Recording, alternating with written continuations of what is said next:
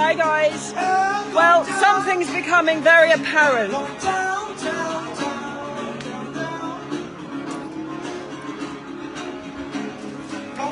Whew, it's hot out there. Something's becoming very apparent to me today, having been out leaflet dropping when we were doing all trying to stop people at the vaccination bus a few years ago. I tell you what, there is massive change in St Albans. There's about 8 of us. There's about 4 or 5 of us actively talking to members of the public, asking if they're locals first of all. And apart from one lady, everybody has been open-eared, everybody understands what's going on, not necessarily knowing about the 15-20 minute neighbourhoods, but people are really keen to hear this. Sorry, just lost connection there. So there's a real sense that now is the time for local, for communities, and I've never known a time before. I think after 3.5 years of people doing everything online, what's happening now is there a trend towards local community coming together and speaking out about the topics that need speaking up about. Only a lot of the topics people are unaware of. That many have heard of net zero, they've heard of a 15-minute city, 20-minute city, but they don't realise that they can have access to government information that's there for people to read in plain sight. It's just that it's difficult to find. So let me take you out. It's really hot here, and the spot that we chose has actually got singers today. Woo. So the market is fairly quiet today. Woo. Hello, nice to meet you. I'm just doing a Facebook Live. I'm saying how open our community is in St Albans, apart from one person I've spoken to. Everyone's really open to hearing what's going on, because people now have seen what's been going on in the last 3 years. Watched Boris having his parties and all that in the middle of a pandemic, and now people are starting to question what's going on. So we're getting a good reception here. Lots of leaflets going out, and it's feedback coming back that people are already aware of it now. Like I was just saying to the lads, somebody said it's like 1984. She's well aware. Seen it on the Facebook pages. They're taking leaflets, they're coming back. Small businesses, somebody from a small business said the same thing. You know? And there's only one word, and I'll spell it out: Freedom. What does that spell? Freedom! I love it, I love it, I love it. So, yeah, so although it's really hot here, I wondered what you were going to say. I know, it's like with C-O-N-S. Okay. Woo! What do we want? What do we want? Freedom! What do we want now? But Freedom. it's such a different vibe to when we were queuing up outside the vaccination buses, begging these kids, these teenagers, to at least ask for information about what was going to go into their body. And nobody did. And by law, they were meant to actually read out a whole script of what those kids should have had before injecting them. It's a Public Information Act, and none of it was ever given. We watched 3 people come outside those vaccination buses on the floor, passed out.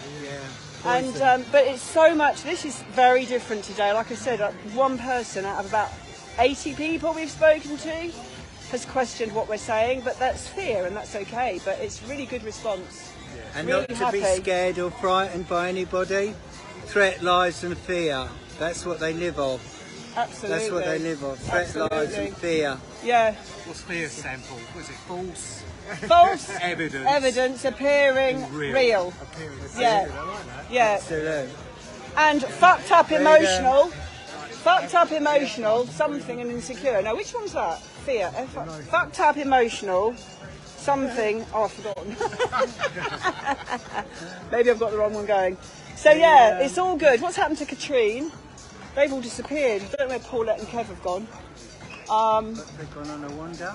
Maybe they've gone on a wander. It's ever so hot.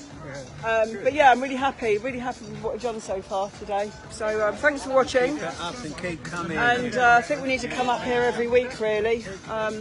If anybody wants to help us, I've got a great little few sentences you can share. He's been caught out again by his wife.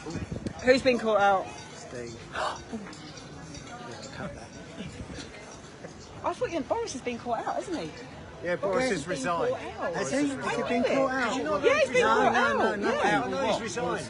Oh, is he? I just saw something. Because That's he's it. been I saw caught. something come up this morning Oh yeah, about because Boris. he said he took the piss out of the pandemic and stuff with the WhatsApp stuff.